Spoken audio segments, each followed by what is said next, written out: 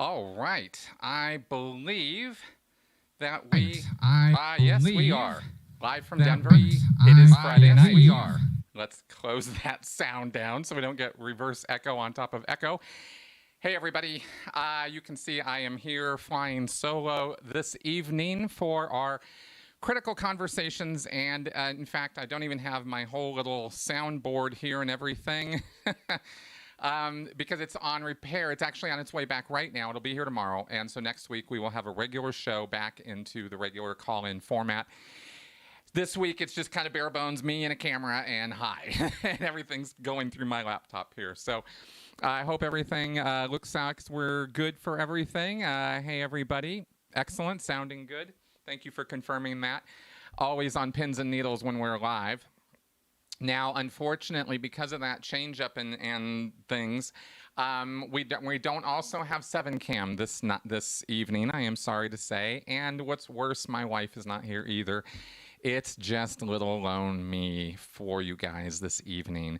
Mel is sick. She is feeling a little under the weather. Nothing serious at all, just feeling under the weather. And we have this unfortunate timing with the 4-day weekend also, because she had off all day today and it was like, that sucks. So anyway, but you know, we're gonna soldier forward anyway, and hopefully she gets better by tomorrow and we can have a great 4th of July weekend, because I hope you guys have plans. We do for Sunday to celebrate and watch some fireworks and that sort of thing. I still believe that this is a valuable holiday, and I still believe in the idea of America, if I'm going to get political for a moment, and say that that is, you know, kind of a big deal to us. So I'm looking forward to celebrating that this weekend. There are 3 things that I wanted to go over with everybody tonight. I thought that we would end up talking about. That's why I called it legal stuff. And the first thing, Christina, thank you for mentioning it in the comments there, is the passing of Ron Miscavige Snr. That was an unfortunate loss that we had this week, and I sure felt it. You know, Ron was a friend. He was a compatriot. He was, you know, he was in this tight-knit alliance that we have of ex-Scientologists who are trying to expose the truth about that. And I always felt that he was an ally with me and vice versa. I always tried to support him. And you know, we had interesting conversations behind the scenes and stuff. I can't say that I was as close to him as others were, but I did feel very, very connected with him. And it was definitely a loss to the world that he is now gone. He really did a championship job of escaping a dangerous, destructive cult, you know, and getting, you know, him and his wife out, and then talking about it and exposing the truth about it. And that took guts, that took integrity. That is not an easy thing to do, and especially for somebody who was in his position as the father of the leader of the Church of Scientology.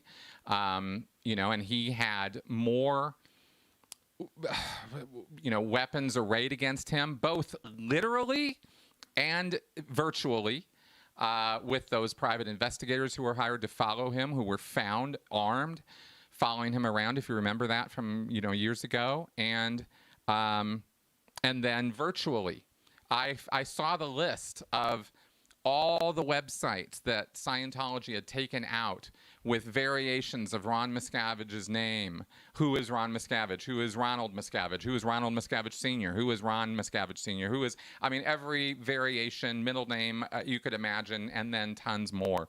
It was ridiculous. It was, as my wife says, it was redonkulous. The measures and lengths that the Church of Scientology went to in this, you know, ridiculously vindictive manner against the father of the leader of the church. I mean, it's just really, truly ludicrous. And if there was anything that ever showed up, you know, the ridiculousness of Scientology's PR strategy, it was that, because everybody saw through it right away. So, yeah, and all the other, you know, things that he did as well, of course, as Xenu is saying here, he was a real stand-up guy. That's a great way of putting that. That was exactly what he was. He was a stand-up guy. Okay, so yeah, so that's out there, and I wanted to say that with some strength behind it because I felt he deserved that. Okay, yeah, Ron Miscavige Snr did pass away this last week. He died. All I know is that he passed from cancer. He was with family and friends. That they had some prediction that this was coming. He was, able to wrap up some things or take care of things. That's really all I know about that, though I can't speak too much more to the personal issues surrounding his leaving or going away, as they say.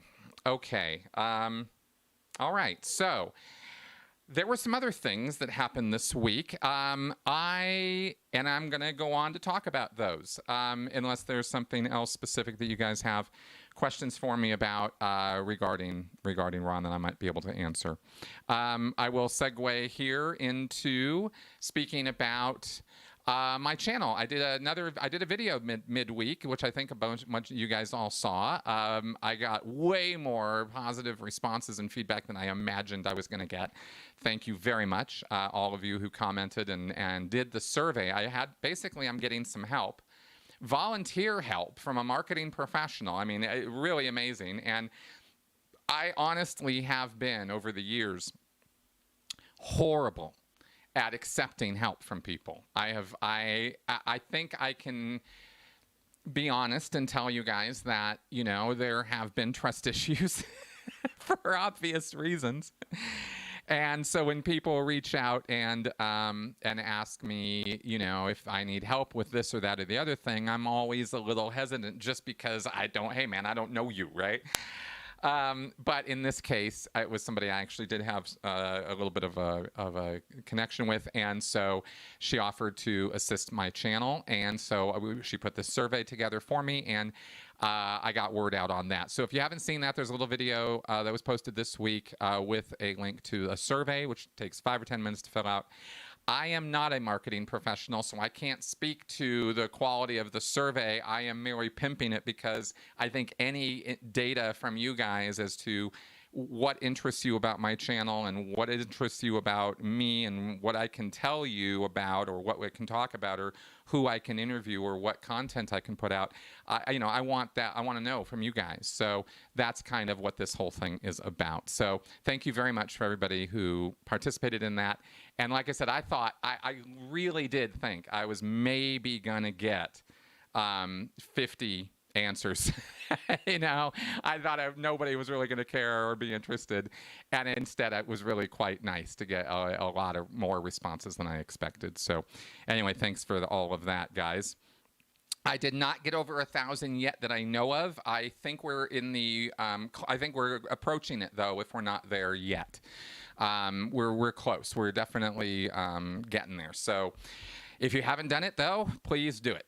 It's very quick. All right. Now, yeah, Nexium and Allison Mack. That is, yeah, Kevin. We will get to Allison Mack. That is one of the, there are 2 other things I want to talk about in this show, in addition to whatever else you guys want to throw at me. Allison Mack and Bill Cosby. Those are the 2 things that I have that we're going to talk about. But in terms of Kevin's question there, trust issues, leftover baggage from Scientology, possibly, yes, that's exactly what I'm talking about. And the real world fact that, the Church of Scientology and now other groups as well, and individuals, right, just kind of don't like me.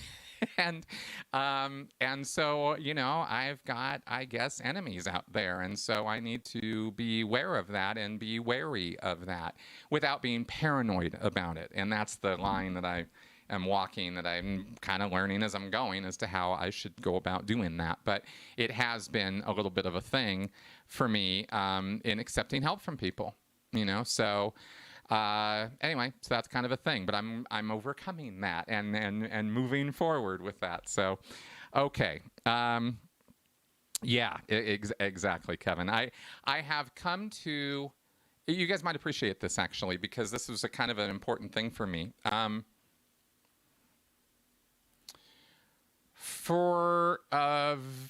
didn't actually plan on talking about this here, but since we're on this, for a very long time.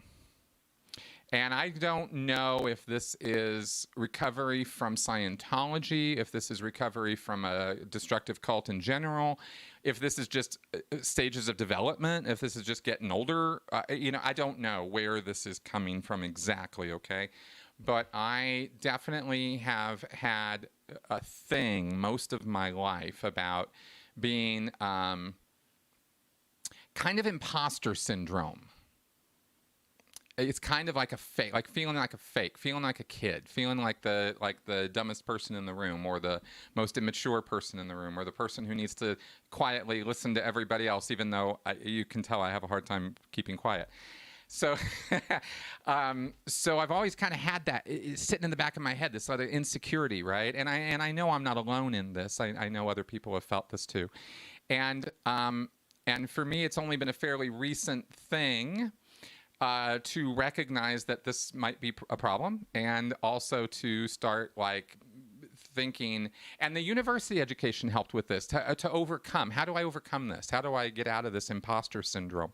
Well, actually learning that there is a thing called imposter syndrome was kind of revelatory, because I didn't have a name for it or any kind of identification for how to think about this thing, but that really kind of fit in a lot of ways. And then, probably about 3/4 of the way through this year of the study that I was doing, because the classwork is now over. Now it's just a matter of me writing 3 papers and then I'm done. So I need to get that done.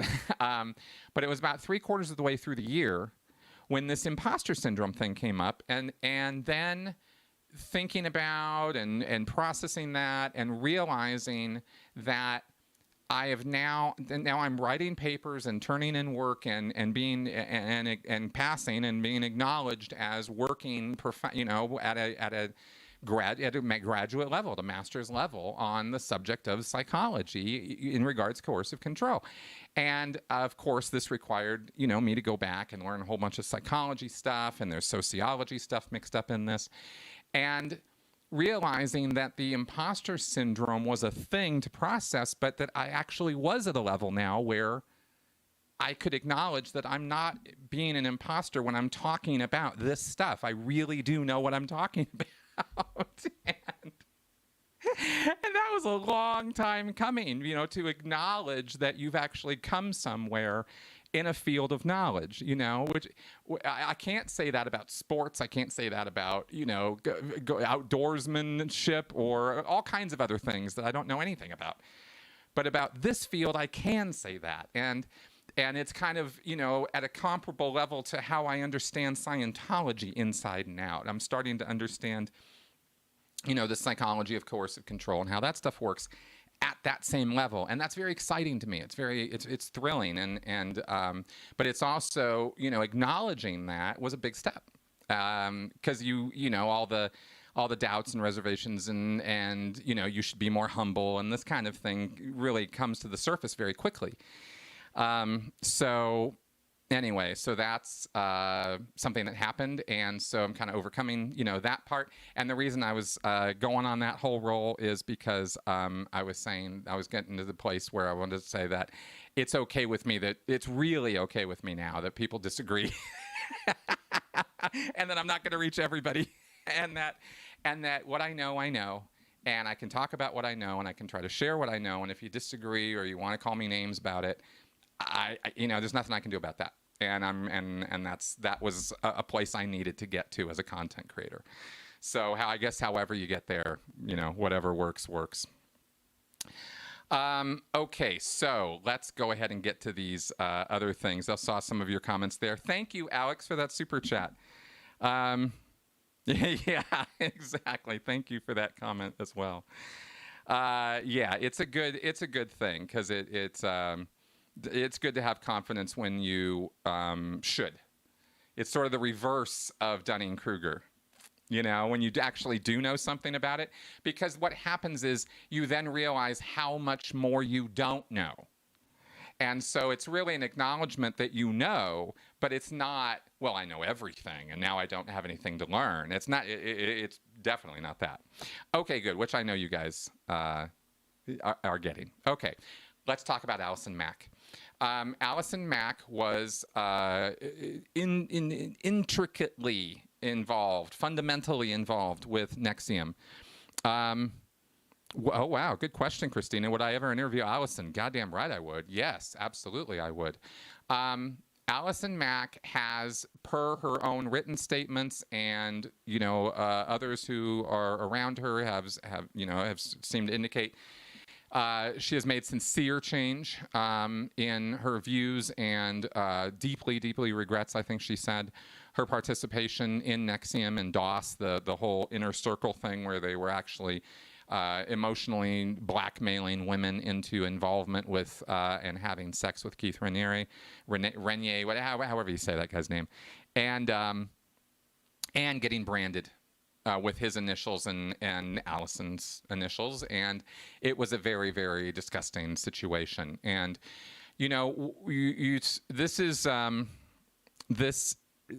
speaking to this is very, very difficult because you want justice. You want justice for her victims, for the people that she victimized. And I absolutely want that, and we all do. And yet you have a situation where she wasn't the originator of this. She didn't wake up one morning and go, you know what I want to do? I want to brand people, and I want to subjugate them, and I want to dominate them, and I want to control their lives, and I want to destroy them if they cross me. She's not the one who came up with all that, right? Keith did. And she was a victim of him as much as she was a victimizer. She was victim turned victimizer. This is, I believe, one of the most morally difficult questions that we deal with in the cult world is, when you can get somebody out of that situation and they've done really bad, awful things, how do you take responsibility for that? How do you hold them accountable for that? How much do you hold them accountable for that? What if they turn state's evidence like Allison did and actually helps prosecute and convict the guy who did come up with all of the crap in the first place? What if you have that situation where that person did that? These are tough, tough questions. And if you're, and I think if you're being, really honest about it, then it should be a difficult thing. And context becomes, as I'm always saying, context really does become everything. Who is this person in this situation? What did they do? How did they change? Was that change real? Is there evidence that change was real? And in this case, Allison asked for no prison time. Well, she got 3 years, and that's not nothing. And I know that for some people it's not enough, and I get it. And I'm not here to defend that sentencing. It is what it is, and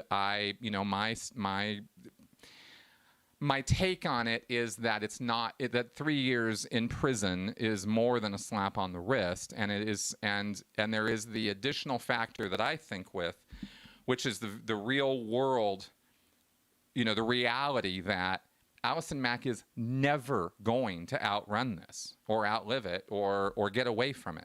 This has changed her entire life, however long it is, forever. And she will always be that person who did those things and then who, came out against it and then went to prison for it. She will be one of the people. I believe that there will be others. And it's hard, so I have I'm not going to say benefit, it's just I have the view that is somewhat more objective than, NXIVM victims. But that also means I don't have all the context of what happened, and I didn't go through all the trial transcripts and read every single thing on it to get that context. So I'm also speaking from, kind of high up where I don't have all the details of the situation. So, I could be wrong, but I believe that, given the fact that she's going to prison for years and that she is never going to outlive this or outrun it, I just don't see a plus to this for her. I don't see that she got away with it. And I see justice has been served. And I did notice that the people who she victimized, I believe at least one or two of them said that they felt that this gave them closure. So so I would look to the victims for, direction on how I should maybe take the context of that, and it looks like, that's kind of what it looks like right now. Yeah, exactly. She's lost her acting career for the rest of her life. All of that. Exactly right. Oh, hey, Steve. Glad you're here. Yeah, this is a hard one. This is a real hard one, and this is, is Allison an empathic person who was turned into a narcissist soldier? Yeah. See, there is a thing called a weaponized empath, and there is probably nothing more dangerous to the world than a weaponized empath. They are way more dangerous than the sociopaths or the narcissists because they understand people at a level that the narcissists and the sociopaths can't. And so they can get in close actually better and faster and easier than the narcissist can, because remember, they're kind of faking it a little bit. The weaponized empath is not. They truly believe in what they're doing, and they want you to believe just like they do, and they think it's a good thing. And this is so many people in Scientology, and this is a lot of people in these cults, in these groups. So weaponized empath is a thing, and it's a rough one. And I believe that, I think that's what Allison was. Gillian, Jillian, I don't know. I don't know on that one. So I can't speak to Ghislaine Maxwell. I don't know enough about her at all. As far as I can tell, she was there completely voluntarily and actively. Like early on contributing to Jeffrey Epstein's nonsense, but I can't speak too authoritatively on that one. Okay, so I did want to comment on that stuff about Allison. I don't want to belabor the point, but I did want to make the point because I think that's, from my vantage point, from my perspective, it's difficult. One thing I'll share with you guys from my education was that we had a whole term on recovery from destructive cults or cult-like situations or even trafficking and domestic abuse. And when you are, and one of the interesting points that was made was we were talking to a woman who is an exit counselor, has a whole program of helping people to kind of get out of that cult headspace and acclimate into a more social one. And she made the point, because it was brought up in class. We asked, people asked her, you're dealing with abusers. I mean, it's not just the victims of domestic violence that can sometimes need this kind of, in-care, kind of treatment, this long-term sort of stuff. Sometimes the victimizers, the abusers, the husbands, that do the beatings, well, they go through some of this stuff too. They get therapy, they get help, they reach for assistance. And in the case of a person, a husband who has battered his wife, that's a rough one, right? Like, holy shit, this guy's, he's there for help. He's not doing it now, but he wants to not ever do it again in the future. So what do you do with this guy? Do you make him feel like an asshole for being there? Or do you deal with what's in front of you and try to help him not be that anymore? From the therapy point of view, from the therapist's point of view, they have to take the judgment out of the room or it's never going to work. We in the public forum don't have to do that or even think about that. So it's easy for us to, circle the wagons, get the pitchforks out, and let's kill this guy. And from a certain point of view, that absolutely is justice. On the other hand, if you can take that person and they're honestly wanting to change and you assist them to do so, now you've improved society. Now you've actually put somebody out there who can go help other people get out of that cycle of abuse that person might have been stuck in since he was a kid. It's a whole different sort of viewpoint from the view of the therapist. And I wanted to share that with you guys, not because I'm trying to make all of you therapists or trying to tell you this is even how you should think about it, but it's just more to think about. And it really gave me a lot of food for thought when I started thinking about these people and victims and victimizers and was thinking about how to talk about this tonight. I believe that Nancy Salzman, the question here is kind of like Ghislaine. Yes, I think Nancy Salzman has a similar level of blame and should have a similar level of punishment to what Keith is experiencing right now, because she was.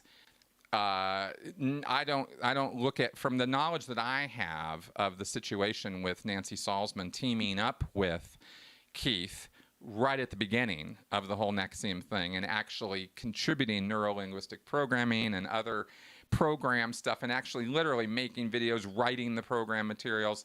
I mean, she was a co-worker with him, like partner, not subordinate, as I see their relationship based on what I've seen on the documentaries and what I've read. So I think Nancy Salzman does not get as easy a pass as Allison Mack gets. I don't see Nancy Salzman as a victim in any way in this whole scenario.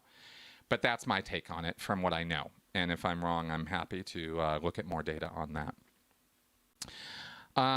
Okay, thanks, Teresa. Thank you very much for that super chat. Awesome. Yeah, neuro-linguistic programming, NLP. Oh, God, that stuff is just such abused nonsense. Okay, good. So that was that. And unless there's anything else on Allison or on NXIVM, I think I kind of gave you guys the views I was having on that. Oh, thank you, Gurroar. Love that for that super chat. Thank you very much. Oh, yes, on the Jeffrey Epstein suicide. All right, let's talk about it. You know, I was very much in Michael Shermer's camp on this. Michael Shermer is a professional skeptic. He literally is a skeptic with a capital S, right? He runs skeptic.com, and that's his job. And what's in the box? And he was like pretty skeptical about the whole conspiracy thing, and and I was kind of taking my cues from him, because I kind of trust his judgment on certain things, and especially when it gets conspiratorial. You guys know how I feel about that stuff. But even he, I was looking at some of the evidence, the cameras breaking and the this and the that, and I was like, really? And then Shermer, I think, went on Rogan or went somewhere, and he was like, yeah, I kind of have my doubts about this now. This looks pretty suspicious. And I think it does too. I think Epstein's quote unquote suicide was no such thing. That's my take on it, is that no, it wasn't a suicide. I think it was arranged. If there's anybody who was in the hot seat, who had dirt that was career destroying and potentially of national interest, national security interest, it was Jeffrey Epstein. Now, Ghislaine is in that same position. Possibly. There might be things that Epstein was involved in that Ghislaine has no clue about, in the same way that David Miscavige, compartments and silos Scientology. Perhaps there were things about Epstein's life that he siloed, so Ghislaine didn't know anything about it. I don't know. But I do know that her hands are as dirty as they can get, from what we know of the evidence so far. So, if you want to know, like, who would be a target of a criminal conspiracy to murder him because of what he knows, I can't think of too many people that are in that seat more than a Jeffrey Epstein, right? So it's not really that implausible for me to stretch my imagination that far that could have been an arranged act. Yeah. Yeah. Yeah, I don't think he's still alive. I think that's ridiculous. Yeah, pretty wild stuff. And it is hard to believe. It's been interesting to me over time. I'm trying to get my little cursor going back here. Ah, there we go. My laptop is struggling to keep up as I'm going here.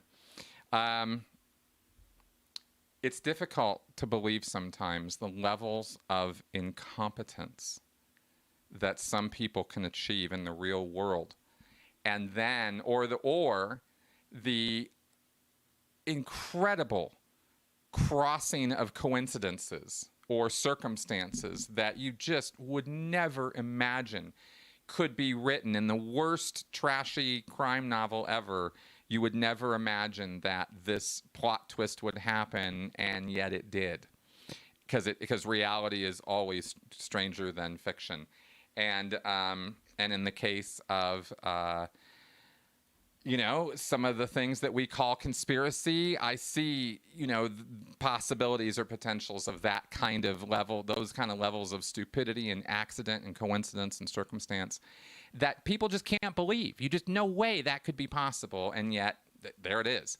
And if you look at, for example, my wife and I just watched The People versus O.J. Simpson. Really good. Ryan Murphy did an amazing job on that series on Netflix. If you haven't seen it, I really recommend watching it. And man, you just couldn't write something so insane as the O.J. trial and the circumstances that happened. You'd think, that there would be some vast conspiracy behind, some of the nonsense that went down. But not at all. It's just accidental circumstance. So anyway, that's my take on that. Okay, now, oh, there we go. Okay, Christine, I can finally okay your comment there. John McAfee suicide. Yeah, I don't know. I read a headline article on it. I don't know. Did he? Probably. Who knows? No one. Yeah, exactly. Okay, guys, and then we have. Let's go ahead and move on, and I guess we will talk about Cosby. Now, Cosby is a whole different kettle of fish, and I'm only commenting on it because it was such a hot topic, and people actually kind of seemed interested in what I had to say about it for some reason. So I'll comment on it. It's horrifying. It's awful. It's disgusting. It's a gross travesty of justice that he was allowed to go free. It's also pretty interesting legal entanglement, a difficult one to be sure, because when a prosecutor makes a promise, and how this occurred was, again, one of these things you almost can't believe this is how it happened. But it was a case where it appears from what I read that this original prosecutor saw that the evidence that this one accuser was making, right? The evidence wasn't there. It was he said, she said, and the prosecutor knew Cosby would walk, and there wouldn't be any reason to bring the case to a criminal court because it wouldn't be prosecutable beyond reasonable doubt. And this is what prosecutors have to make a decision on when they're going to decide to try a case or not. If it's not there, it's not there, and they're the professionals, and we kind of have to pay attention to what they're saying sometimes. So in this case, I don't know if it was a good call or not, but it's the call he made, that he wasn't going to prosecute Cosby in a criminal court, but he could be sued civilly for those charges, and he could be made to pay, and there could be some level of justice afforded to this victim who could not be given justice in a criminal court according to what the prosecutor thought. So he said, look, Cosby, I won't prosecute you, but you have to go give deposition, you have to go give testimony in the civil case, which he did, based on this promise that he wouldn't be prosecuted criminally. And he gave self-incriminating testimony that nailed his ass, and he was clearly guilty. So then a future come down the timeline, closer to present time, the 2017, I believe, or 2018 case where he's prosecuted and goes to jail, was other prosecutors using the evidence he'd given in the civil case, which that other prosecutor had said, I won't do that. You cannot be prosecuted for this criminally, and so you need to go give that evidence. So basically, the prosecutor's office broke that promise. Whether they should have made the promise in the first place, I honestly don't know. If it's according to the facts, if all the facts I have on it are straight and it wasn't a prosecutable case, then it probably looked like a good idea at the time. But now, right, then come forward, different prosecutors are going to nail Cosby to the wall with the evidence he gave, and they do, and he goes to jail. And he's been there for 2 years, by the way, out of a 3-year, 10-month sentence. So he's been there for 2 years before he got out this week. Because what they had to review, the Pennsylvania Supreme Court went, oh my God, man, you kind of gave us no choice here, because how you used evidence that your office said you wouldn't use. And evidence is a tricky thing in a court of law. It's not the same. It's not what you see on TV, and it's not how you might think it is. We have a really gross problem in the United States with our entertainment not being a very real reflection of the reality of courtrooms and how law is actually practiced. And you guys have heard my episodes with Cyprian about the law and how it's actually done versus how we might imagine it's done from our TV watching. So anyway, there are complications there, and I don't pretend to understand it all either. What I'm literally saying is I don't understand it all because I'm not a lawyer. And it's crazy, and it always blows me away when I dig into the details of why cases happen and why judgments happen or why sentences happen, and really digging into the details of it versus how it gets reported on or how we see it in entertainment. It's wild, the disparity sometimes. Yeah. Fifth Amendment. That's right. That came into it. Okay. So those are some of the problems there with the Cosby case. Legally, it was a disaster, right? So the Pennsylvania Supreme Court felt they had to remedy that disaster. Unfortunately, that disaster was one of the most high-profile celebrity sexual assault rape cases ever. And that really sucked, that this guy, this asshat, who we know he incriminated himself. We know he did it. And he did not get the justice that he really deserved. And that sucks. And I wish on reviewing this that there was some way, some legitimate way, some non-hypocritical way that the Pennsylvania Supreme Court could have corrected the mistake without taking him out of jail. But I can't think my way through how that makes sense. If it was legally wrong what happened, then it needs to be that he can't be, that can't happen. I don't know why he couldn't necessarily be retried. They said he cannot be, I guess, double jeopardy. I would suggest, obviously all the other victims now got to come up again, and we got to, and now they got to figure out if they're going to prosecute him again using evidence from other cases, or can they figure that out? Or have they played everything they've got as far as ammo? Those are questions I don't have the answer to. I don't know. But I will say that personally, viscerally, it just sucks that happened. And I wanted to say that part too, because I feel the pain of the victims. It's not okay to give out, to meet justice and then take it back. It's contrary to the entire point of the system, and so it just sucks.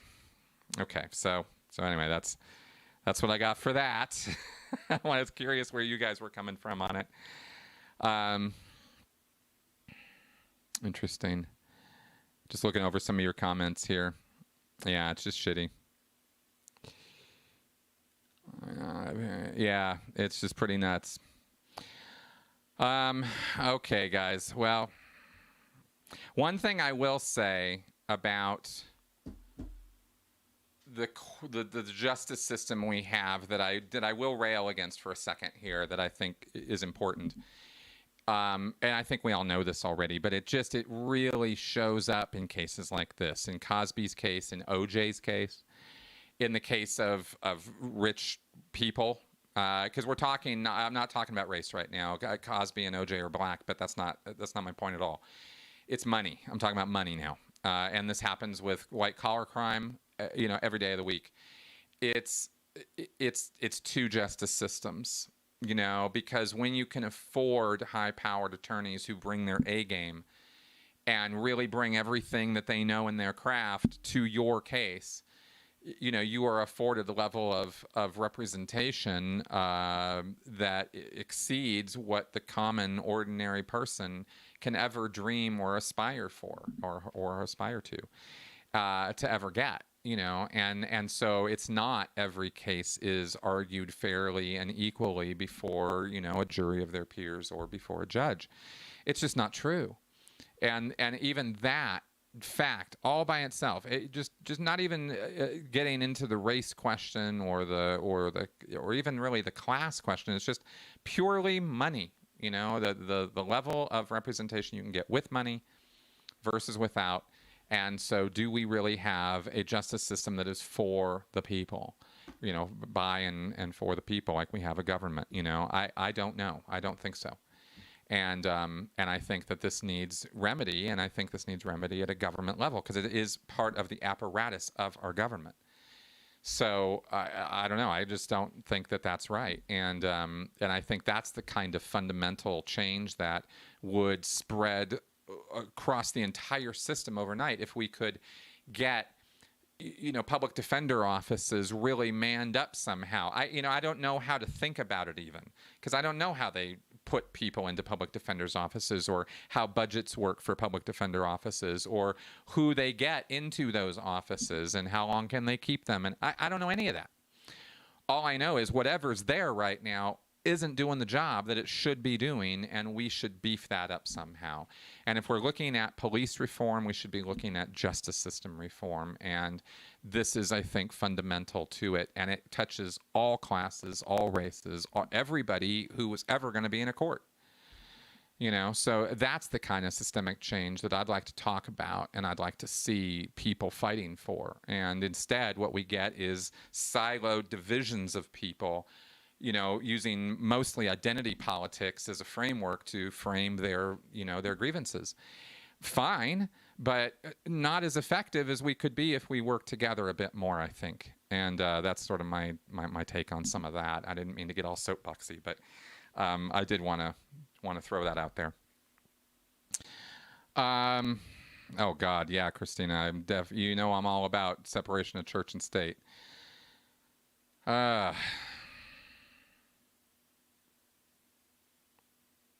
Yeah, I mean, law of improbability, you might be making a good point there in terms of that variation in the outcome of cases. Perhaps, law of big numbers and other things might come into play. I don't know. As far as things leveling out over an average or over a median, or you get a, whatever, that could be. I just know at a visceral level and at an emotional level, and I believe at a case-by-case level that what I was saying is kind of a big deal. But I don't know. It's certainly worth getting on a soapbox about for a second, though. Well, exactly, Brandon. Brandon, yeah, there we go. We don't have a justice system. We have a legal system. Yeah, kind of. That's right. Maybe I am musing. Maybe I did buy into the misnomer of it because you're right. It's tough, though. It's real tough with justice because we're bad at it. I mean, we do know that, right? We all do admit that we are really bad at justice, right? When it comes to once we were actually really good at it. Until the Enlightenment, right? Until we came up with this concept of natural rights, human rights, what we call that now. Once we came up with that concept, all the trappings and framework and tools that we had to dispense justice kind of turned on its head a little bit. It's kind of funny how that worked. Interesting. Hysterical Randy's a crowd centuries before racial deficits were protected. Yeah. Good stuff. I think that in terms of beginning, I think it's both. I think it's a little false dilemma to say bottom up or top down. I think we need both happening at the same time, and somehow meet in the middle. Ideally, I'm talking ideally. I know practically speaking, and when the rubber meets the road, that the things I'm saying are too simpleton, they're too reductionist. In the real world, things are a lot more complicated. I know that, but I'm trying to speak from principle about this tonight, at least.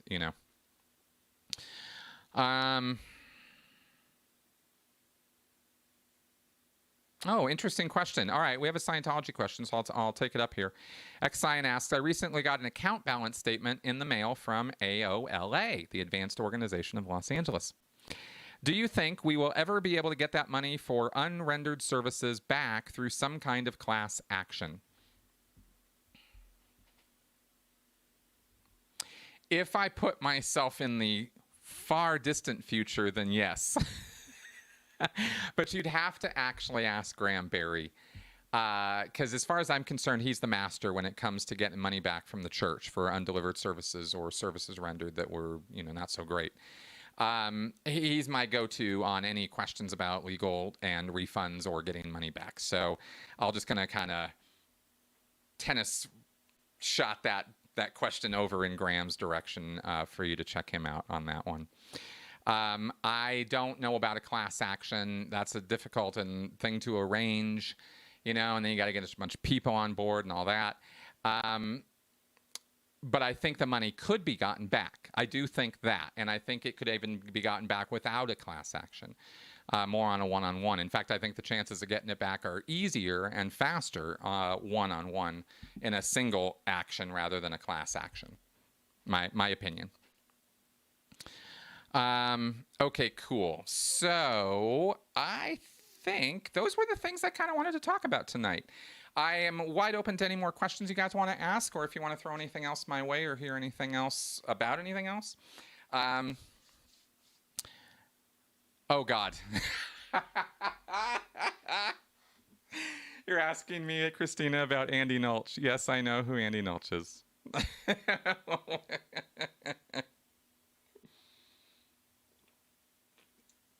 Sorry, I haven't thought about him in a while.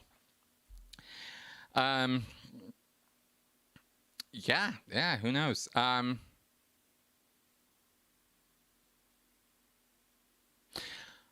can I explain the weird photo of David Miscavige shaking hands with the president of Colombia? How does that happen? I don't know that he shaked hands with the president of Colombia. Maybe I'm wrong, but I thought it was a general that he was shaking hands with, and that was a retired general, and it was a photo op that was arranged by the church.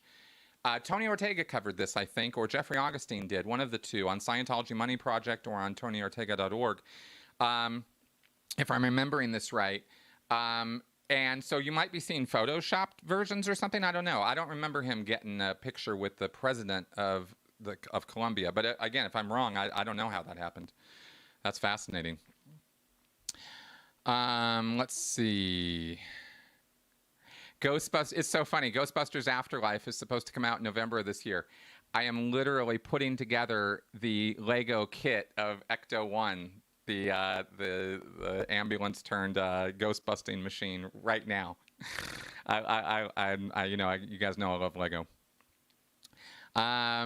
Okay, yeah, so many questions. Yeah, PM me, Christina, we can talk. Not tonight, though. After this show, I'm going to be disappearing from public life. But over the weekend, let me know what your Annie Nulch questions are, and I'll answer them. Oh, my God, yes. Yes. Schedule your AOLA services and then go in there wearing one of my Xenu shirts. Yes. That would be awesome. I would, oh, that would be awesome. Okay, good. Oh yeah, this yoga to QAnon pipeline. I keep hearing about this. There's a guy on Twitter who talks about that. I have to look into that. I'm like, yoga to QAnon, what? Yeah, that's, I mean, like you said earlier in the show here, you can't make this stuff up. I mean, if you sat and thought about, okay, I'm going to write a book about the craziest conspiracy theory anybody could ever think of. Deep state, a narcissistic, criminal is going to be the leader and the modern King David in terms of how the evangelicals view him, and he's going to be mafia connected, and New York will go after him, and he will have paid off a porn star. I mean, could you imagine somebody trying to write this story? It's just unbelievable, the stuff that goes on. Anyway, yeah, so yoga to QAnon. Sure, why not? Right? Oh, gosh. Yes, Tamara, that's right. It was a retired general who's now in legal trouble. That's right. Okay, good. So I did remember that right. No, Rick Moranis will not be in the new Ghostbusters Afterlife, by the way. However, Bill Murray and Dan Aykroyd are in it.